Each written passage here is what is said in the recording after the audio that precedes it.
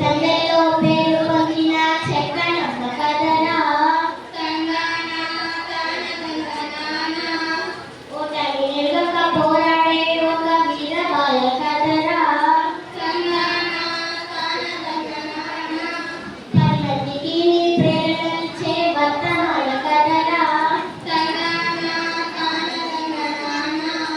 తరిగిన చూస్తారా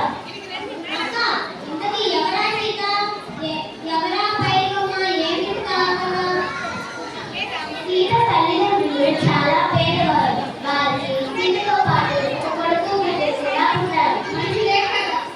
ఏం మంచో ఏమో కానీ సీత తల్లిదండ్రులు బ్రతకడానికి కూలి పడిపోగా ఇక తనకంటే చిన్నవారైన పిల్లల బాధ్యత సీతపై పడింది. మరి సీత బడికి పోలేదా, చదువుకోలేదా? పోలేదు. పూట గడవని తల్లిదండ్రులకు పాటలు ఎక్కువాయే. పంటలు పండగ పొట్ట ఇండక కష్టం ఎక్కువాయే. కుటుంబ భారం కుంగదీయక తల్లడిల్లినారు. భార్యాభర్త కూలినాడితో బ్రతుకునిచ్చినారు. తరిగిన జూతరిక అక్క పిల్లల పడికి పెద్దల పడికి అనే సామెత వాళ్ళకు తెలియదా? తెలుసు. 14 సంవత్సరాల లోపు గల పిల్లలను పనిలో పెట్టుకోవడం నేరం. కానీ వారి పరిస్థితి అది. అక్క మరి సీత ఏ పని చేసేది? ఇంటి పనులనే చేసరా? వంట పని కొంత నేర్చరా? బీడీలెన్నో చుట్టరా? పత్తి చేలకే పోయరా? కొవ్వొత్తిలా కరిగిపోయేనా? వినరా సోదరా చదువుల తల్లి దీనగాథ ఎప్పుడు, నిరుపేదగాథ ఎప్పుడు? అన్నిటిలోనూ అందరికన్నా ముందు నీ చదువులకు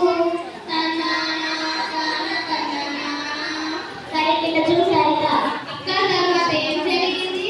ఆ ఊరికి శ్రావణి అనే కొత్త టీచర్ వచ్చింది.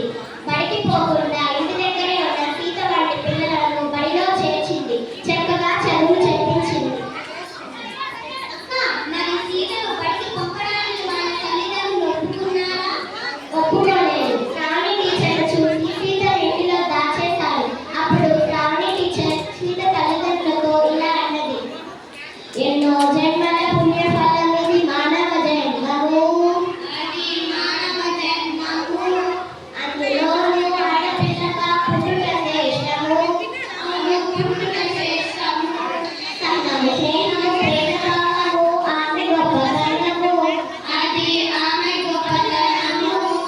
ఆ గొప్పని కలిగిన ఆడపిల్లను చక్కగా పెంచాలి. అప్పుడు ఇల్లు ఊరు దేశం అభివృద్ధి పొందు. అట్టి బాలికల అణిచిపెట్టుట అన్యాయమగును. తరిగిన చూడరిక. అక్క ఆడవాళ్ళు గొప్పవారు, వారిని అణిచివేయడం మహాపాపమంటున్నావు. బానే ఉంది. అటువంటి నలుగురు ఆడవాళ్ళ గురించి చెప్పక్క. సరే వినండి. రుద్రమ్మదేవి చూడరా? శత్రువులను చెండాడరా? సరోజిని నాయుడురా? స్వరాజ్య సమరం చేసరా? సంగం లక్ష్మి బాలిరా? బాలులను బాధపరచరా?